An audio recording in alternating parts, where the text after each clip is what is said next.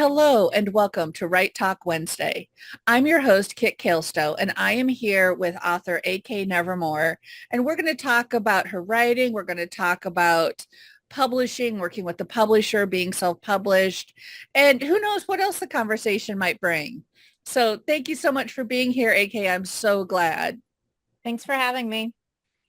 Would you mind telling our listeners and our viewers just a little bit about you and your writing? And of course, all of your links will be in the show notes as well, so they can always check it out.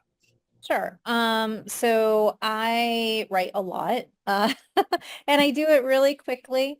I am traditionally published, digitally published, and indie published. And I think last year I put out 15 manuscripts, either a novella or a book. And then I also had 5 short stories that were included either in anthologies or shorter collaborations. They are science fiction, dystopian, urban fantasy. I write paranormal romance. All of it is steamy. And yeah, it's a lot of fun. Holy cow, that's a lot of writing. Yeah. Yeah. I love though that you write across multiple genres. I do as well. And I feel like that's a good way to kind of keep the inspiration flowing. Would you mind talking a little bit about how that works for you in your process? So it's interesting because I'm not a plotter, I'm a pantser. So it's physically impossible, painful. It hurts a lot if I have to write anything down. So it can get confusing sometimes in my head. But for the most part, it's like when I am in a series, I am in a series, and then I finish a book, and then there's a couple of, usually like a day or a couple days where I have to kind of like, if I don't have something where it's a thread that I have to carry through, then it's usually I need like a palette cleanser where it has to be something that's very different. So it's really nice where I can go from, dystopian science fiction where things are bleak and they're horrible and this kind of thing. And I can swap over to urban fantasy where everything is really snarky and just fast paced and, it's really fun and ridiculous. So that really helps. And it definitely makes it feel like you don't get into a rut and bogged down. Definitely. I totally agree. That's why I write in multiple genres. I have different ideas, and if I can't pursue them, I get frustrated. And yeah, so I totally get it. So we are both Changeling Press authors. And so I want to kind of start there to give a shout out to Changeling Press. And let's talk a little bit about your books or the series that you write for them. Yeah, that would be Maw of Mayhem. It's paranormal romance. It's definitely my steamiest stuff. And it is motorcycle club based, but it's not like the typical motorcycle club stuff where it's just different couples for every single book. It's like carried through more like a fantasy. So I kind of fell off the MC wagon with that. But I really enjoy just doing the epic stuff and just keeping it running and staying with one couple. So that's kind of what I did there. And it's just it is completely ridiculous. It is definitely mayhem. And that makes it definitely a really fun palate cleanser because it's like if there is anything that's going to be ridiculous, it's going to be in that series. Well, good. And let's talk a little bit about Motorcycle Club because that is a genre that I know nothing about. Mhm. I know it's really popular. I know readers love it. I know a lot of people that I know write it. What makes a Motorcycle Club book a Motorcycle Club book? There has to be a motorcycle club. Yeah. Um, so there's got to be that, but then it's a lot about I think that the formula is pretty much that you have this club and you take the individual members and then they're going and in each book one of them is finding a love interest. And usually there is a common thread that runs between them, whether there's a town where something's going really wrong and they're trying to right it, or they're helping it with finding trafficked kids or something like that, or they're fighting against, maybe a rival gang and each things escalate type kind of thing. So there's usually an overarching storyline, which all of these little ones kind of they slot into. Um, but yeah, that's kind of what it is. And it's like the rough and tough and gritty and just, yeah, it's very visceral and kind of animalistic in a lot of ways too, as far as how the romances go. It's definitely a bad boy thing. Okay, that's what I was thinking.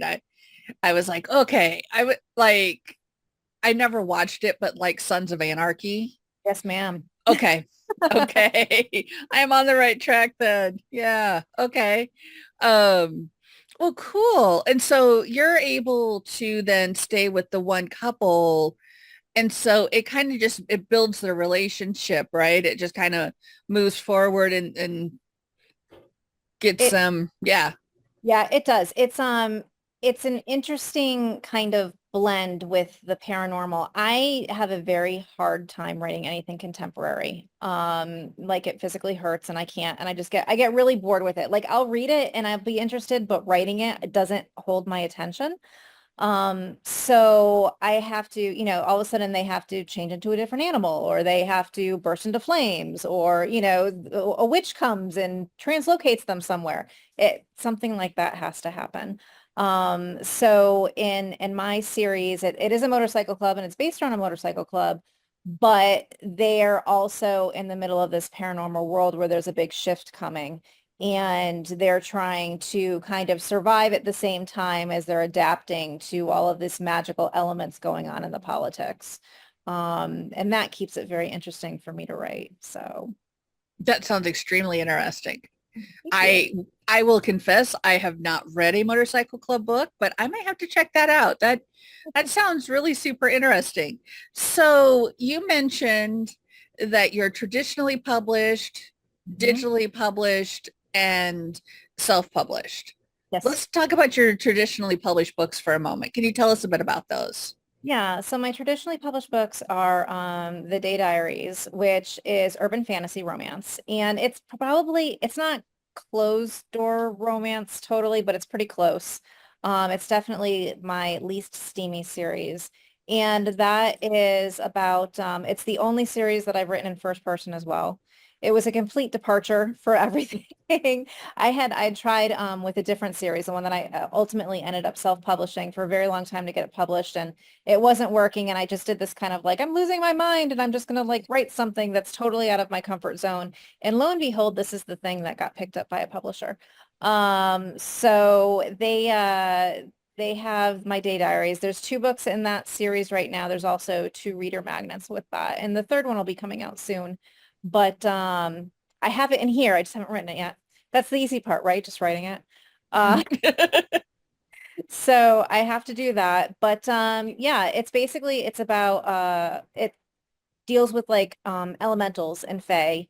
So my elementals are daemons and there's a big shakeup.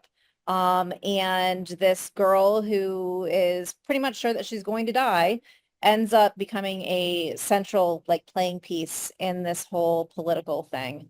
And it's again, that one's really fun, mainly because it's the only main character that I've ever written on purpose to be completely vapid and self-absorbed, which makes her really fun, not necessarily likable all the time, but it was definitely really fun to write. So That sounds fun to write. That yeah, just something you don't think of in a main character usually.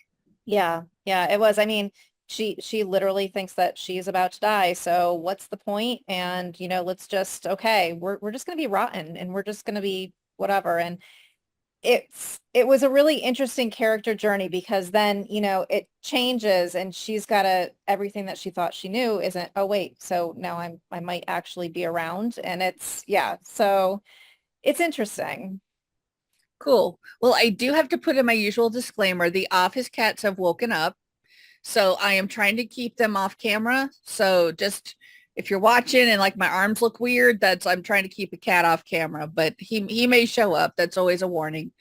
Um, so then I guess your self-published books, it sounds like it's the one series that you Mhm. tried to get published. Are there any others or?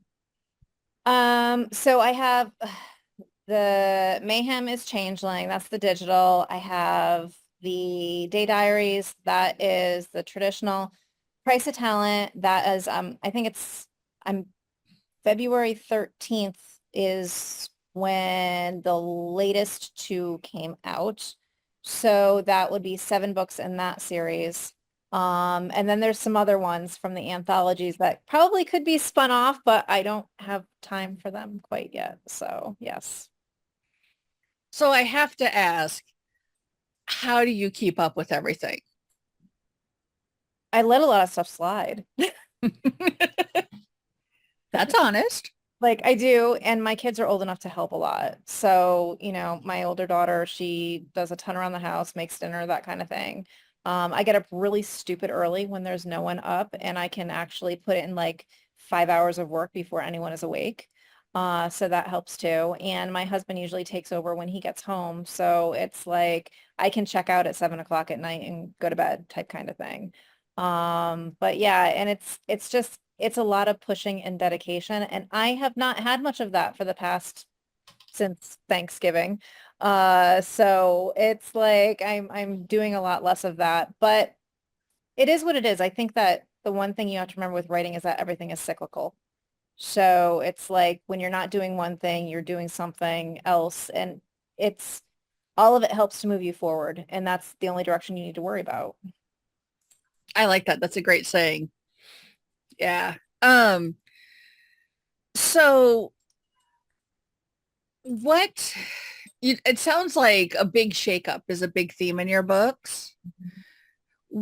Is there like a central like theme with that you're trying to convey, or is it just you like dealing with characters in that situation? I think that I like dealing with characters at that situation because it's easier to write. Like, that's the moment when everything can go wrong. I do like the fish out of water, definitely. Um, I think that just as a trope, it makes things easier to write because as you're explaining things to your character, you're also explaining things to the reader. So you don't have to go into those total, the data, info dump type kind of situations. Um, that and it's makes things really interesting. You don't get a lot of downtime when there's a big shakeup and things have to happen and then it's just like and that I kind of that's the area that I thrive in when I write. So No, that's great. That's great. Yeah. And I think being a pantser as well myself, that if you're explaining things um, to the character, to the readers, there are also things that you're discovering at the same time. mhm. And so that kind of keeps it exciting because you never know. You're like, oh, that's where that came from. And you can have that sense of discovery as you're writing through. Oh, absolutely. And then my favorite thing is it's like, oh, that's what happens. Wait a minute. It's just awesome. I love that Mhm. part. I have given up on the cat. Oh, Yep. there he goes. So um, do you write full time or do you do other things besides being a parent and a spouse and all that good stuff? Right. No, I do write full time. I do some teaching, I do a bunch of blog work, and then I do my writing. So it's always kind of like, yes, I'm at the computer, and that's basically where I live. I understand that. Yes. So when we think about I'm imagining like somebody listening to us and going, you know, how do that sounds like a lot of worlds, a lot of books, a lot of genres. It sounds almost to me though that since you're switching between one and another, that it's almost very compartmentalized. It's like, okay, for today I'm in this world. I'm in this world until this point. Is that kind of when we're thinking about writing processes? Yeah, I actually cannot write them concurrently.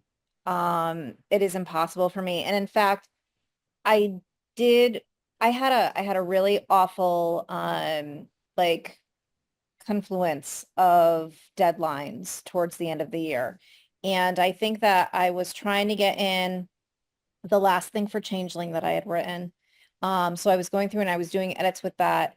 And it was at the same time I had to get in my final copy to my indie editor. And I was going through it and I'm writing them and I'm doing this and I'm trying to figure out this and that. And I had given them, my mom is my beta reader. Like she reads everything that I write, which is frightening because she doesn't have triggers, but that's a whole other story. So she's reading it and she's like, oh no, hold on. You have to rewrite this. I mean, what do you mean I have to rewrite it? She's like, and it was a sex scene. And she's like, this scene is not Kara and Flynn. This is Kit and Grim. And you're mixing it up. Like it's a different dynamic between, and I'm going, you're totally right. You are completely right. But I couldn't see it because I was like, I started mixing them weird or there was something that was off and it was like, no, it does have to be changed. So yeah, it has to be, I'm doing this. There's a little break. I'm doing this. And that's how it just has to go forward. Otherwise it does get messy. That's interesting because on my ideal days, um, which now that we're a quarter of the way through the semester are so not happening, but on my ideal days, it's like I write on this project in the first part of the day, and then in the evenings, I write my fantasy first, my non-explicit stuff, and then it's like in the evenings, then that's when I write my erotic romance pen name. And so it's like I'm doing that like on the same day. I'm trying to switch between the two, but it for me that kind of works because they're so different that it's Mhm. like, okay, this hat, I take this hat off, this hat. I don't know if I could do that. That would be, I don't know if I could do that. Wow, that's cool. Yeah. Well, I also have ADHD, which may help. It might. Yeah. So I do want to talk a little bit as well. And I just, before we get into this next part of the conversation, I just want to, of course, remind everybody that links will be in the show notes. Please click, follow, like, subscribe, whatever you need to do on any various platform, please do it. That's one of the best ways you can support authors. Also, if you subscribe to AK's newsletter, you will find out about all the awesomeness that is going on, including some things that we've talked about off before the class. And so I want to talk a little bit because where I really got to know you is you did a wonderful discussion for art teams. Hmm.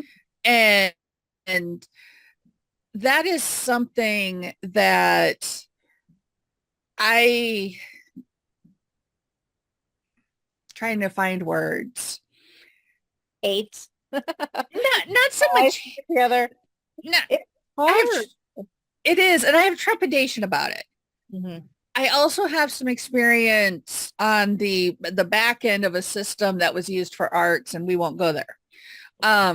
So I've seen some the good, the bad, and the who. um, so why do you, just in general, like I constantly preach that authors need to have their own website, their own newsletter. Don't rely on social media. Don't rely on free services. You got to have something you can back up and keep on your own computer. Yes. Yeah. So, and it sounds like you feel that same way, even as frustrating as they are about art teams after kind of listening to your presentation. Oh yeah, I absolutely do. Okay. Preach to us. So, well, the whole reason, I mean, hello, TikTok is a fantastic example of that as we speak right now, where all of a sudden in one day it was just poof, it was gone. And all of these audiences that people had been building and stressing over and whatever, myself included, on that platform, it completely waste of time. You can't get into it now, you can't whatever. I mean, if you're one of the people who deleted the app like I was, it just, it's very, very frustrating. And I know that it's not the first time this has happened. Facebook changed their algorithms a couple of years ago and the same thing happened over there. People aren't on X anymore. So any kind of audience that you made on there is not going to work.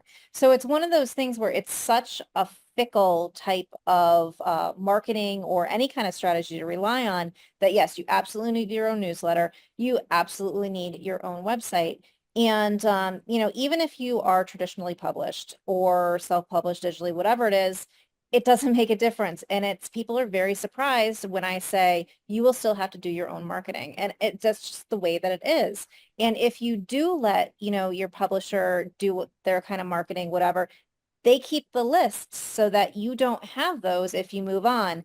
And no matter how much you love your publisher, at some point you will move on, I would say, in probably 90% of the cases out there. You might come back to time, but they're not going to be the be all and end all, and that's just the way that it is.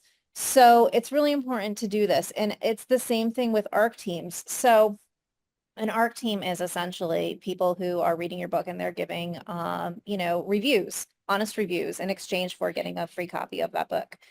And there are a bunch of different ways to do it. And you can pay somebody and use their ARC teams that they already have set up.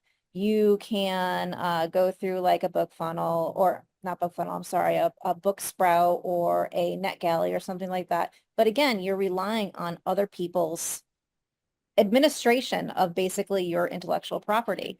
And depending on the person that's doing it, it can get really ugly. They can not do a good job at all. You can get pirated.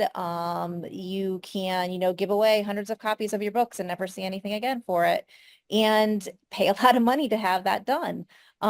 So I really do espouse creating your own in-house ARC team that you have control over, that you have, you can go in and have relationships with these people as in depth as you want. But what it comes down to is that the accountability is something that you can monitor yourself. So yeah, that's kind of, I'm a little bit passionate about that, but yes. I am so glad. I am so glad. Yeah. And the other thing is that if you're relying on a service that somebody else sets up, and this is where, first of all, because I haven't yet figured out a smooth way to put in little commercials in these podcasts, I'm going to do my quick self-plug that Epona Author Solutions hosts author websites, $10 a month. You get me 20 years of tech support. I'm here to answer questions. And that, so if you're looking for a basic website, talk to me. The other thing is Epona Mail. I have an email service that it's very basic. There are very few bells and whistles, but I've been using it for my own people for a long time. And again, saves you money. So there's my plug. But the other thing I want to say with that is with those services, you are at the risk of, even though they say they take all genres, what do they prefer? What do they not prefer? What access do they have to your books? And the other thing is, if it's a one-person shop, if there are not redundancies built in, you're at the mercy of that one person and their coding expertise. Yeah. And so, yeah, the first question I always wonder every time I see a new publishing service pop up is, who's the person behind it and why are they doing this? And so, and again, I think we could use X as a good example. X was plugging right along. It was bought by a certain person. That person had a very different tech ethos, and oh boy, and that, and from a geeky techie coding side of things, you can look at that and go, ooh, that's not a good idea. And so you need to be careful with that. And that was one of the things that I really loved when you talked about it, was the owning your own team. And so the only question that I have is then, and so then it sounds like you go in and you personally verify that those reviews are left as well. Yeah. Oh Okay. yeah. Yeah. I'll go in and, I think at one point I say learn to love spreadsheets, because you learn to love spreadsheets. I go in and I link every review that is made, every post that is made across platforms. I'll go in and I will search and I'll see, what have I been tagged in? What haven't I been tagged in? And that's just kind of like basic maintenance around launches. post and pre-launch to make sure Mhm. that they're doing what they said that they were going to do in order to get this. And if they don't, then it's like, okay, well, if you got a PR box and you don't post about it, but you leave a review, you're not going to get another PR box, but I'll give you another, a digital copy. If you don't leave, a review for a digital copy, well, I'll follow up with you. I'll see, whether or not you had something horrible happen or whether Amazon ate it, which it does. And then it's like, but if you ghost me and there's no communication there, then I'm sorry, I can't, it's not, it's not something that's beneficial to me or my career in order to keep doing this. You know what I mean? Um, Mhm. so you just have to treat your intellectual property as with the value that you should. And it's a business. It is. And as much as, I think that's really sad in some ways that creators don't think their stuff is worth or they think it's worth less or they don't think there should be a value ascribed to it, and there totally should, because it's not just the hard work that you put into it. It's also that you created something that other people are enjoying, that other people are benefiting from. It's a service just like any other. And who's not to say that your book didn't make somebody incredibly happy that day when everything else in their life was just falling to shit type kind of thing. And that made the difference to them. And how can you how can you not put a fair value on something that would do that? So I don't know. I like that. I'm actually reading an arc that it's like, and I can even literally tell on my fitness tracker. I read before bed. And so it's like I can literally tell on my fitness tracker, like, I get relaxed, I sink into my good book. And yeah, I mean, you're totally right. And I know I fell into the trap for a long time of, oh, it's no big deal. It's just a book. Well, it's more than just a book. And I think, first of all, I think you're a type of guest that we could talk for hours. But also I feel like, as authors, we maybe have done ourselves a disservice because although before I took my hiatus from writing, this was back in like the mid 20 teens. Um, it was all, perma-free 99 cents. And I think we taught people, unfortunately, to disvalue our work. Yeah. Yeah. I mean, I like a free book as much as anybody else, but there's only so many that it is. I mean, we're doing this, we're all doing this for different reasons, but I think that the majority of people out there, ideally, if they could do this for a living, they would. Hmm. And unfortunately, the system is not set up to allow us to do that easily. Very true. Well, we are here and we are in the business of selling books.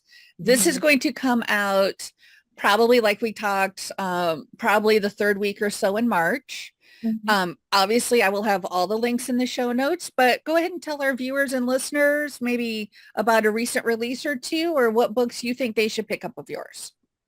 So my heart is with my Price of Talent series. And I think February 13th is when book 4 and prequel 3 were both released at the same time. That would be Overlord and Conspirator. Definitely start with Breaker. I have a bunch of reader magnets on my website for all the series.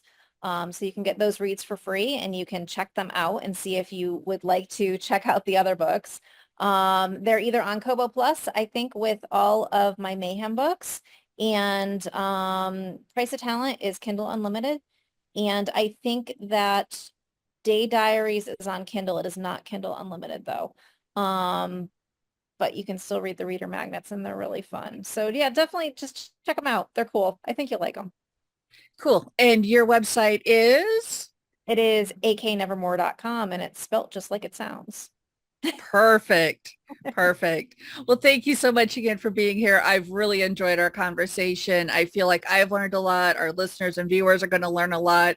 And I sincerely hope everybody stampedes to your website and picks up your reader magnets. Thank you so much, Kit. It was awesome to be here with you.